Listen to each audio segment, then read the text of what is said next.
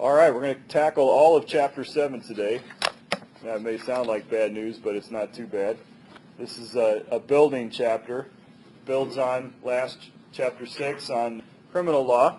And so now we're going to take what was the criminal law and build upon it cybercrime, all right, which is kind of just a fancy way of talking about a violation of criminal law that involves some use of technology. And so if it uses technology, we call it cybercrime. And the reason we break this out as a separate category is twofold. Number one, the existing common law from which the criminal law would have been sourced has no concept of some of the possibilities that exist now with the internet. Guys, William Blackstone, who existed and lived back in the 1600s, had no concept of what the internet would ever be. He hadn't met Nostradamus or Da Vinci or any of those guys who maybe saw it coming, I'm sure. But he didn't know that. And the law itself wasn't really prepared for kind of the onslaught of ability there. You think about it, too, to commit most crimes, you have to physically be there, And now with cybercrime, you can commit crime on such a scale that you don't even have to be there. Second thing that's majorly different is how much more difficult it can be to track people down and how much more anonymous people are. And we noticed it even here at the college, right, that what that does mentally, that concept that I'm anonymous. I'll give you an example. At CLA, it seemed like there was an awful lot of situations where pastors or people at churches would use the computer systems for somewhat negative things and get into a lot of illicit websites and things like that and get themselves fired from ministry pretty quick. And that usually precipitated a call to CLA as we worked through those difficulties and issues. But the common thing that you come back to as to why is this concept that I'm anonymous, that I would never risk my world, literally my whole entire world. I'd never gamble my whole entire world on going out and physically going to some of the places in the world where you can get this stuff physically, okay? But somehow, because it's online and it's anonymous, the risk is so much lower that I'll get caught. And therefore, I can risk my entire world and my entire life, my ministry, my family, my income, my shame, my own self-image and pride. I'll risk all of that because the threshold or risk of being caught is so much lower. And I'm anonymous. I'm invincible. I have the right to be anonymous, and no one can ever track me down. Well, that's not true. And as we've kind of progressed through the decades now of experience with online matters, what we find is that the Bible is as true when it comes to the internet as it is in the physical realm, and that is that eventually your sin will catch up with you. And so there are certainly spiritual applications to this as we look at the different kinds of motivations that apply in the online context. What that means, because of anonymity, what that means is more people will get swept into online infractions than real-world infractions. Because that question in your mind of, I would never do that, I'd never steal from a bank, but yet I'll download this software and that's not stealing. I would never hit a guy in the head and mug him and take $100 out of his wallet, but I'll download Photoshop online and take $500 worth of software for free.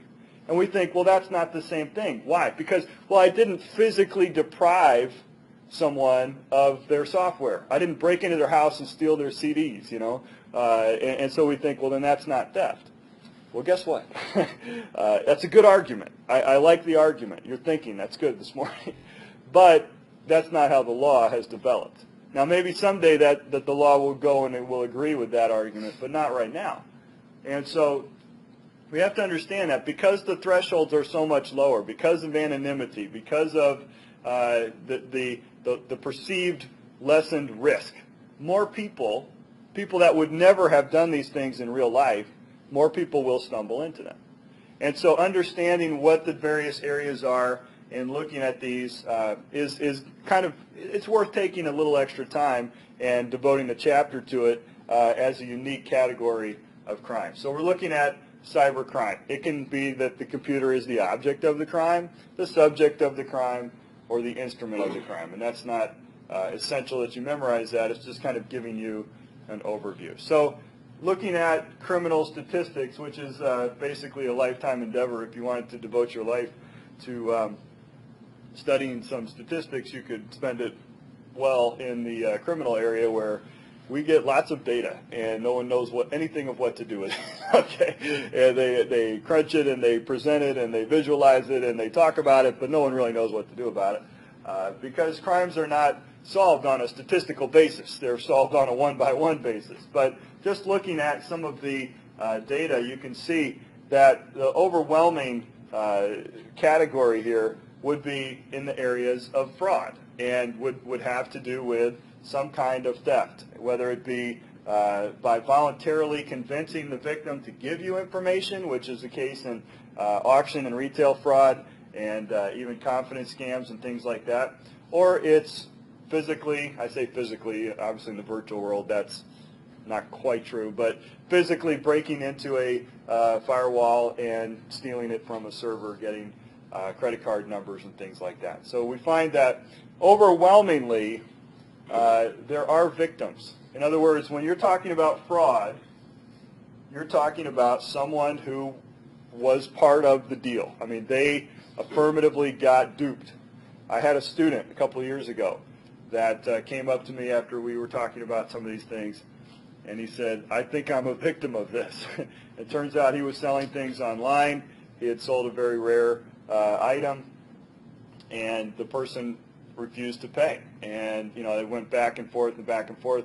I mean, he had paid, they had sent it, and then they had somehow, whatever the service was, they disputed something and got their payment pulled. And so it was kind of one of those, you know, pull back kind of a thing. I don't know, like they had a rubber band attached to the money and they yanked it back or something. But the idea there was they got the merchandise and didn't pay for it. Is there a victim to that? Yeah. A real world victim? Yeah. It's not just purely anonymous and victimless. So a lot of these things, there's a real world person involved on the other end. So let me just go back and talk about some of these in particular. Cyber computer fraud, okay? It sometimes is called the Nigerian scheme. I think what's one of the other ways they call it, 504 scheme, because that's somehow that has to do with the area code or something or other that these guys normally call from. But this one's kind of interesting. You've all probably gotten the same email from that prince who's trying to get, you know, willing to give you $5 million, but it's tied up in diplomatic channels. And you have a long-lost relative that was a prince in Nigeria or something, and you go, really? Wow, that's amazing.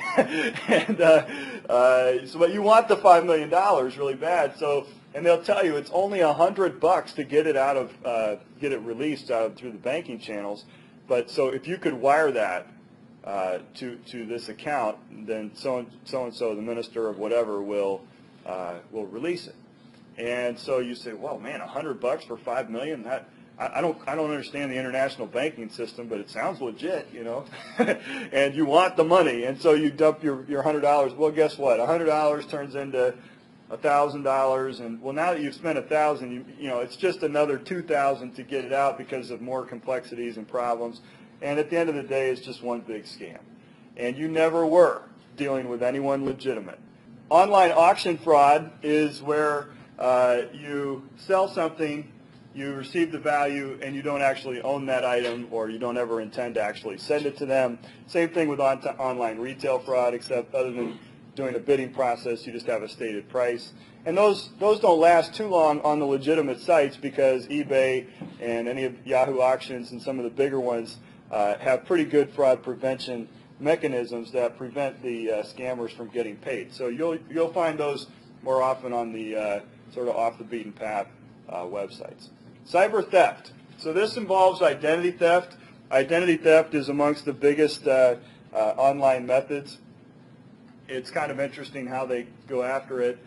Phishing, of course, is where they send you an email that looks like it's from your bank that says click here to log in, and then the website that you are taken to looks a lot like your official bank website, which isn't hard to do. I mean, most of them are blue and white, and that's about it, you know, a logo or two. And so you go there, and it looks legit, and you put in your login information, and it says something about security problems. And, you know, thank you for confirming your account. You're all set now. And you go away not realizing you just sent your account name and password to a scammer who is now draining your real account even as you sit there. So never, ever click on that stuff. Your bank that will not send you emails saying click here to log in. They won't do it, all right? If they send you anything, it's just probably credit card information about, you know, offers and things, new great things they're trying to sell you, points and reward systems and things like that. But never click on an email to go log in to a financial institution of any kind. That's phishing. Vishing, I never heard this one before, but I guess I'll explain it. Vishing, they call it, is when there is a voice component to a phishing scheme. So they know that people are catching on to the whole phishing thing, so they think, well, it'll seem more realistic if we have a voice on the other end of the line. So instead of saying click here, they say call this number and talk to a live representative, because it's not safe to just online go and give your information on a web form. But it's their scammer's phone number, and you call it. It's not really the bank, but they answer it very officially, and you feel so much more comfortable because you've made a human connection now, and so you just verbally give them your banking information instead of putting it into a form. It's really not much better. All right. So then there's the cyberstalking, right? So in 1990, California passes the first anti-stalking law of any kind, physical stalking, and you know, that would physically would identify cyberstalking itself as stalking itself as a crime. And then they realized pretty quickly that it wasn't well adapted in the online situation. So you get things with cyberstalking like the jilted ex-boyfriend that won't leave the person alone. Oftentimes you get impersonation. So they'll enlist other people in the cyberstalking and harassing by going out and using your name and identity to troll other people. And so they'll say all kinds of horrible and kind of baiting statements on different websites. So they go on 4chan or Reddit or Dig or wherever they're going, where they know lots of people that are mean are hanging out, and they go and say things they know will be controversial, but instead of using their own name, they use your name. And they go ahead and leave your email addresses. If you don't like it, go ahead and contact me. And then the world does their bidding, right? Because the world attacks you and tells you what a horrible person you are, and those kinds of things. Never mess with the internet, all right? Because the internet can find you and ruin your life, all right? So, and that's what basically cyberstalking is all about. The 48 states now have cyberstalking laws. Your book says 45. I guess 3 more must have added it recently. And so we're up to 48. I don't know who's dragging their heels, but when those last 2 states sign on, then we'll be really protected. All right, probably Louisiana. You know, it's always Louisiana. All right, and so what is the cyber stalking? It's your ex-boyfriend that's coming after you. There was an interesting case. Well, what was let's see. Yeah, who's got the Klein case? Who got that one? Lisa, you got that one? What was going on in the Klein case? James Klein met 3 different women in internet chat rooms and had Sounds legit. them. Okay. But then they declined from their contact, but he went ahead and harassed them. James is not the type to let that sort of thing go lightly. Okay. Yeah, different stuff like that, using their name to harass other people if they reach out about them. And then ultimately, one of the ladies, he directed more harassment and intention to emotionally destroy her. Okay. So what was the legal issue? It sounds like he's a nasty person, but what was the legal issue? Well, he was convicted. She was in Ohio, so he was convicted in Ohio State Court of unauthorized use of a computer and other crimes. But he appealed that he couldn't be tried there, that the venue was improper because it was an internet crime, and he wasn't So normally for jurisdiction you have to you have to subject yourself to the jurisdiction of a state and have what constitutionally is called minimum contacts. And so the question is, what is minimum contacts in the context of an internet infraction? And that can be difficult. We talked about that in the business context last semester, and we talked about the sliding scale. And we said in the business context that if you made affirmative outreach into the state on purpose, that would usually be enough to subject you to jurisdiction and being sued in that state. Now this one, they're kind of using venue and jurisdiction interchangeably, which is unfortunate because those are two very different things. But for the sake of argument, and what the case uses terminology-wise and saying venue, why did the court say it was enough? He never set foot in Ohio, allegedly, to commit a crime. So why did the court say it was okay to go ahead and try him there? According to an Ohio state statute, when criminal conduct involves a computer, the offender may be tried in any jurisdiction, which, as a part of the offense, any writing down or image is disseminated or transmitted by means of a computer. All right. So according to a state statute, they said venue is proper because they were able to handle this. So it kind of shows you that it's good when they have a statute like this to clarify. If they don't, you're kind of left to wonder whether or not jurisdiction would be okay or not.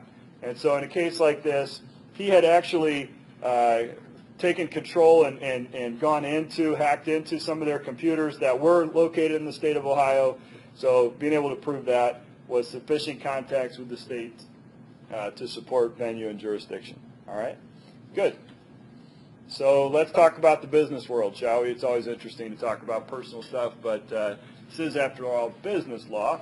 And so how does cybercrime affect the business world? Well, credit card crime is rampant, as you would, I'm sure, know, online. And it's just too easy to steal credit card information. Now, the easiest way, or the most efficient way, is to go where they're stored.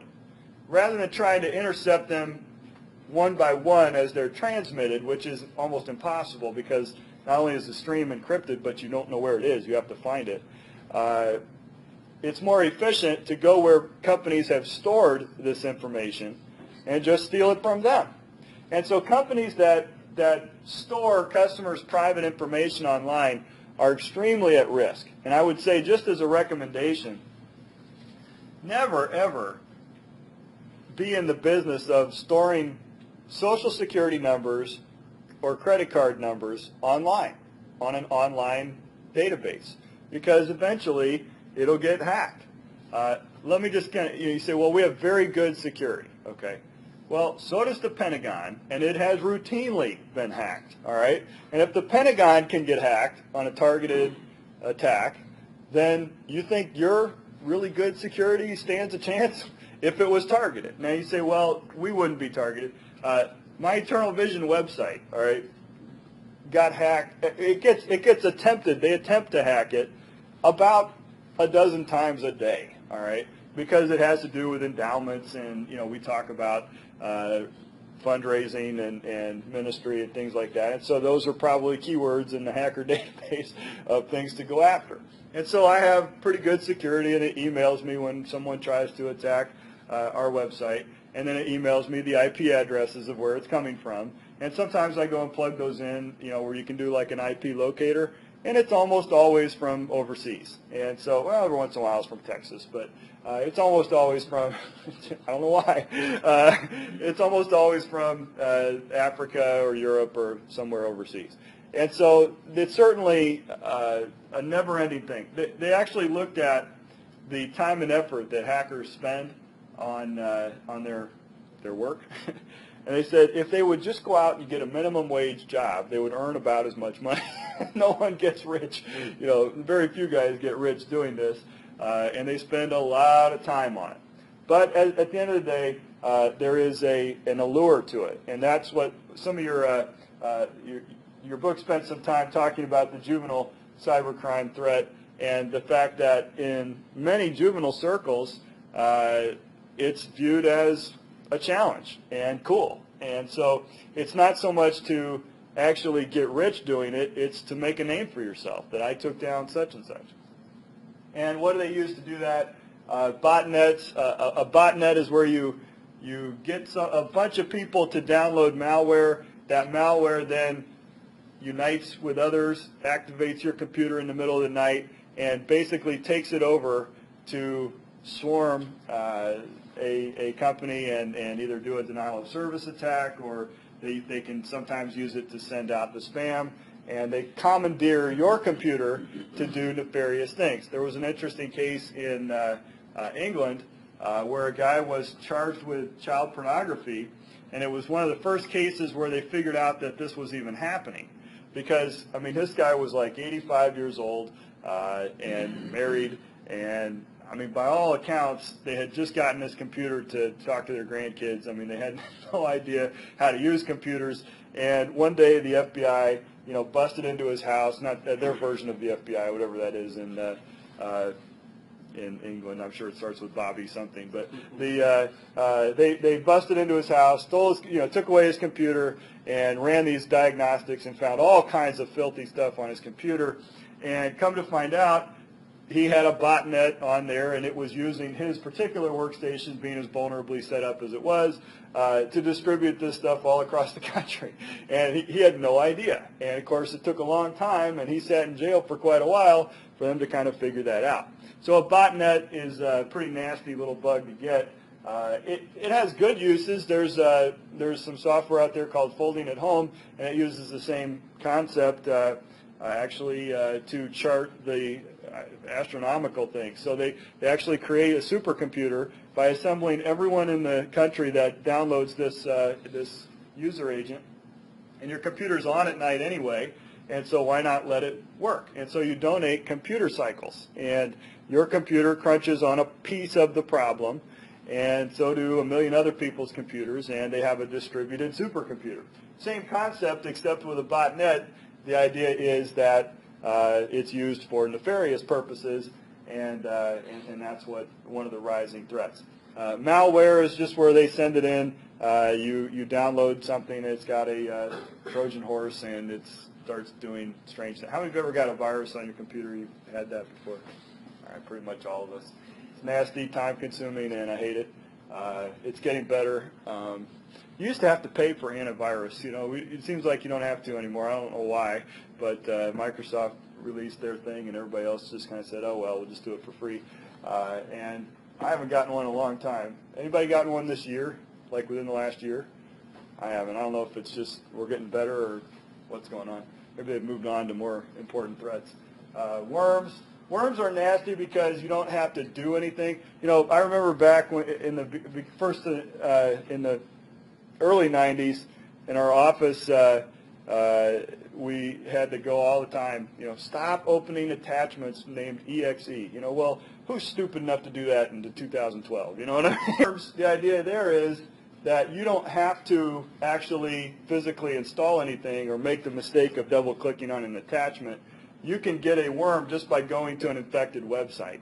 And even a legit website can get infected, and so its servers can take advantage of holes in the browser and get it installed on your computer. All right. So then you get not just from hacking then, but then into cyber terrorism. There was a report not too long ago about Chinese and Russian hackers that planted Trojan horses on our electrical grid.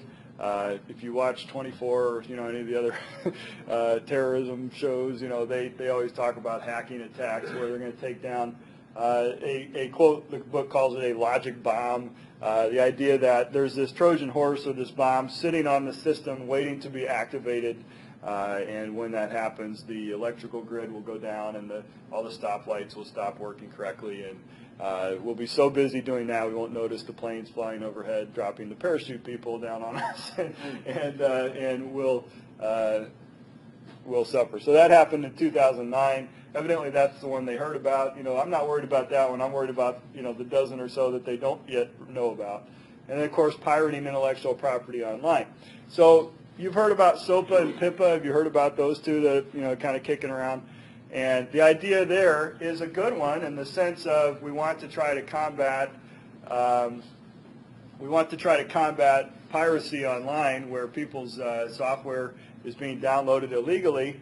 And so that's a good concept, but the way they go about doing it in these two proposed federal laws is just ridiculous because it's totally overbroad and eviscerates what the existing protections are. So they said that you'd be guilty under SOPA and PIPA if you were alleged to have had on your website contributed, encouraged, or taken any affirmative steps to allow, or with reckless disregard to not trying to confirm the legitimacy of downloadable material on your website.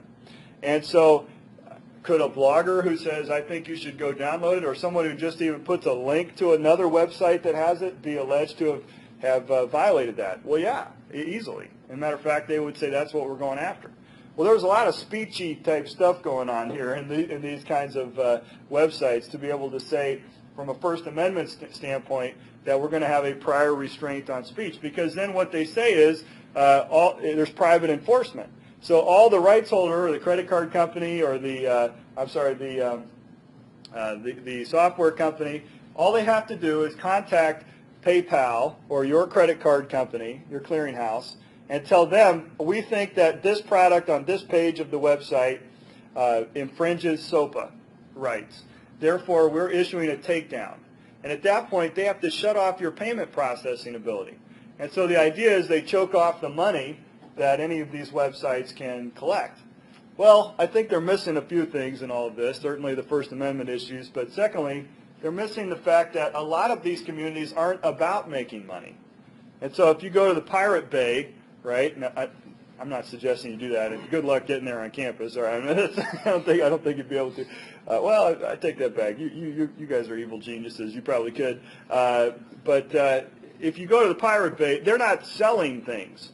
They're just giving it away. It's not altruistic. I wouldn't say it that way, but it's not for commercial gain. And so what good does it do if you cut off their funding, right? It does nothing. So the law goes a little further. It says, all right, well, if that's not good enough, then we will commandeer their domain name. We'll shut down. So we'll go to the domain registrars and we'll say, we now own thepiratebay.org or whatever. And so they can take away your domain name. And so is that going to stop it? No. And I think what we learned in the Napster case is that you're never going to stop it. You can take it to the Supreme Court and you can find them out of existence, but another one or a dozen more will pop up in its place and find a way around it. And that's kind of the limitation that you're going to always find with trying to fight something like online piracy with something like legislation. All right? So then we get to spam. All right? Spam, we all get spam. I never see it anymore because Google's pretty good with the spam filters. For interesting reading, you can always go in your spam folder and look, oh, look at that. I'm being offered to enhance my life in all sorts of interesting ways. Basically, it's unsolicited junk email, ads and solicitations, and there's always phishing scams and other things like that. I have no idea how they're able to pinpoint it so accurately. I almost never have false positives anymore. It used to be that you had to every day go in your spam filter and you'd find a dozen or so emails that were sent by real people amongst the hundreds of spams. That doesn't happen too much anymore. But yet, what did the book say? Something like 7 billion spam messages a day go out. It's unbelievable. So somebody must be clicking on these things. I don't know. They wouldn't do it if there wasn't some return on that investment to send those things out. But because of the volume that they have to send and the very small margin, they can't afford to pay for legitimate servers that can be done. So there's almost always a connection between illicit activity, spam, viruses, botnets. All of these things are almost always employed as a group kind of a thing. And I think that's kind of what was going on in this AOL case, right, Hannah, that you were looking at? What was going on in that case?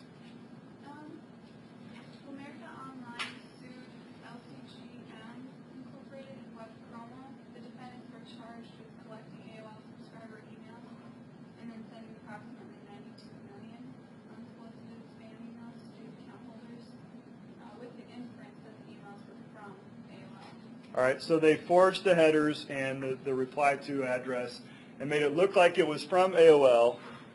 They stole customers' addresses, so I'm sure AOL does email its customers, and they made the emails look like they were from America Online, but they weren't, right? And if you clicked on it, you were taken to, let's just say, an unfortunate website. Okay, it was a pornography type of a situation, right? All right. So how does it end up in court? The court said that the defendants violated two federal statutes: the Land Hand Act and the Computer Fraud and Abuse Act. Okay. And the court issued an injunction. And the defendants would have also violated the Canned Spam Act 2003 had it been enacted, but this case was tried in 1998. Right. So in my mind, this kind of illustrates the difficulty that the law was having in coming up with things that these sorts of scams violated. And so you had the Lanham Act, which has to do with intellectual property rights and things like that. You had what was the other one? The Computer Fraud and Abuse Act, which has limited enforcement abilities. And so they said, we really need something better to try to go after this. And Congress spends 90% of their time coming up with good acronyms for laws, and 10% actually what should the law say. So they came up with canned spam, which has to do with non-solicited email. I thought, it's unsolicited, but then it would have been CAUSPAM, and that wouldn't have worked at all. So they went with non-solicited and forced the metaphor, but they got it in there. And so the Canned Spam Act comes along and basically says that it is illegal, it is actionable to send unsolicited email of a dishonest nature. It is not illegal to send unsolicited email of a business nature, of a legitimate nature. And so they did not can spam. They just canned fraudulent spam, all right? And they also said, they had made a few provisions in there that said you have to put your actual phone number, your actual physical address of your location, and you have to give people an ability to unsubscribe, all right? Here's the problem with an unsubscribe link. Sometimes that's legit if it's from a legitimate business. But you honestly have no way of knowing at a given message whether it's legit or not. It can look legit, it can look like it came from there, but it may not be. So if you do that, you are running the risk of merely confirming that you are in fact reading this particular email address, which is like now worth gold to the spammer. So once you confirm that by hitting unsubscribe that you are a real person, you can end up getting more spam as a result. So that's kind of the practical problem with the unsubscribe link. That's why I say legislation is not really a great tool for fighting a lot of these cyber things. It's kind of like gun legislation is going to keep guns out of the hands of criminals. If I'm going to kill someone, why do I care about the fact that I killed them with an unregistered handgun? Is that really my biggest issue? Or have I crossed that line a long time ago? All right, so then the U.S. Safe Web Act comes along, and this is another one, just an attempt by the FTC to enforce this and say that we're going to share information with foreign agencies. Because what happened with canned spam is that all the spammers just moved offshore. And so now the servers aren't located here. They're all located in foreign districts and jurisdictions. And so we said, all right, we need some method of collaboration with foreign governments, and so the U.S. Safe Web Act gives them the right to do that. All right? So then we get to the next issue in cybercrime, and that is online gambling. So in general, gambling is illegal in most states, except under either Indian reservations or lotteries. And so online gambling presents an interesting issue. Can you stop it? It's hard. It's hard. They can make. They don't stop it by shutting down the websites. They stop it by making the players afraid of losing their money. That's how you stop it. You make it risky, and you try to. Remember what I started this whole chapter with? The anonymity and the perceived lack of risk. Well, if the government can get the risk back up, then they can make a dent in the online illegal activity. So there was a lot of legal confusion over this as to whether or not it was legal or not to have a website where you could do things online that you could not do physically. So last weekend was a big football game. I don't know if you watched it or not, but you could bet on all kinds of things. You could bet on who would win the coin toss. You could bet on who would win the game. You could bet on who was the MVP. You could bet on what hair color Madonna was going to come out with at halftime. All right. So you could bet on all kinds of things, and you hear every once in a while you hear news stories where they talk about this. And did you ever ask yourself, like, where could I bet on that? Because I really would like to bet on it. What? No, that's not why. You say, where? Well, Las Vegas, right? Well, what if these Las Vegas casinos said, forget all the overhead we have to pay for this actual location. Let's just move our entire operation online, and then you don't have to actually come to Las Vegas. You can just do it online. Is that legal? And so there was some ambiguity on that for a while, but now they've come down pretty strongly and said, no, you cannot just do it online.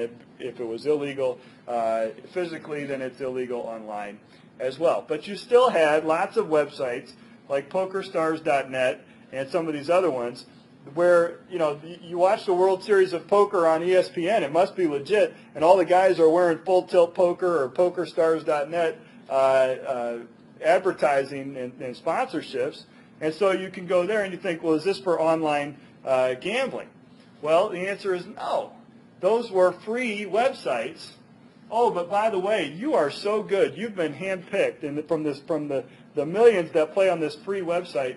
You're so good. You've been handpicked to join this private community of poker players where we play for real money, and you're just going to clean up because we've been watching you. And so it was a recruitment pool. That's what it was. It was a training and a recruitment pool.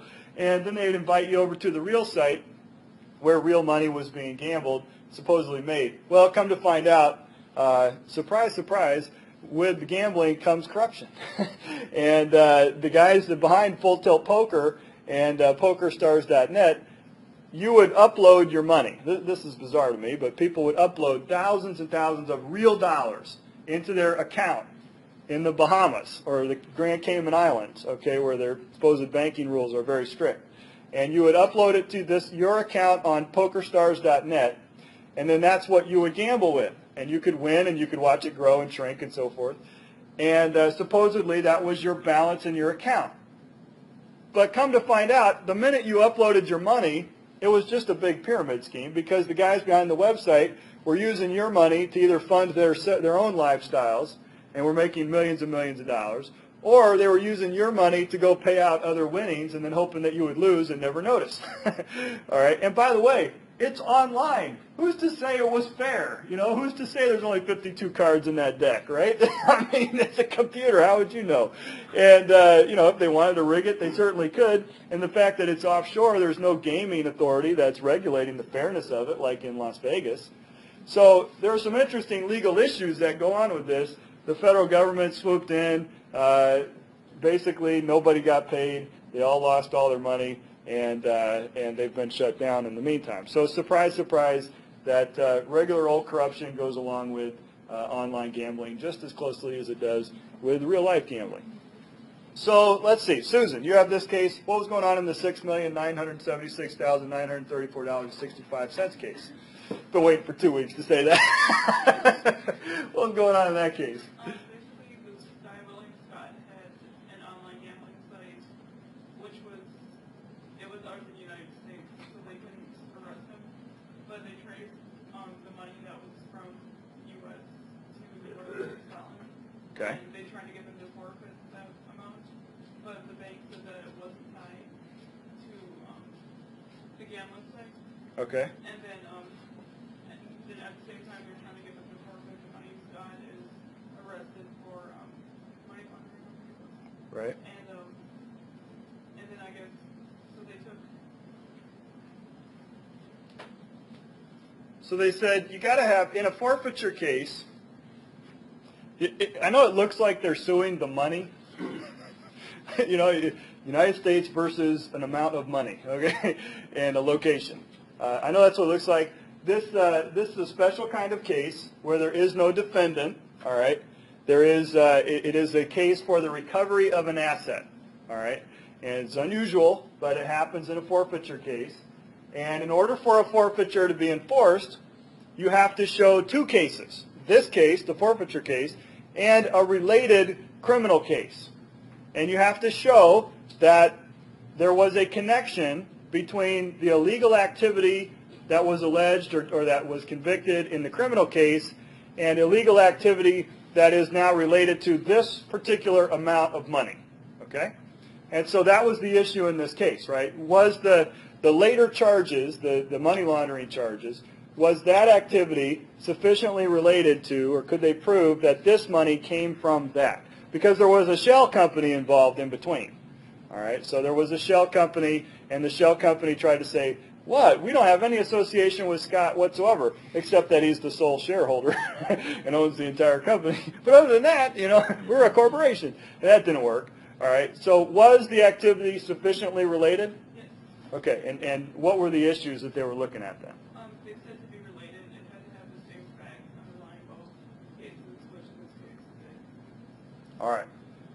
So you're looking at, was it the same facts? We don't necessarily have to show that it was exactly, you know, this activity generated this $5 and this activity related this $10. You just have to show the pipeline. You have to demonstrate the connection between what was created wealth-wise and what was undertaken criminal conduct-wise. All right?